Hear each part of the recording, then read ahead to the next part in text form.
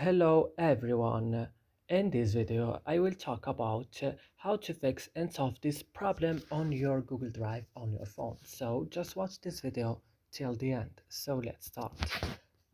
First, you have to go and open the settings of your phone. And after this, go directly and open apps. And on apps, what's next is to go into Google Drive here.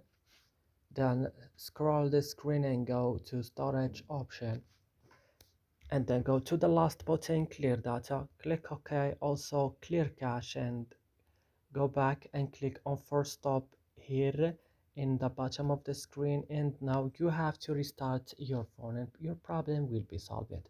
So that's it. I hope this video is helpful for you. If you have any question, you can write it down in comments, and see you in another video.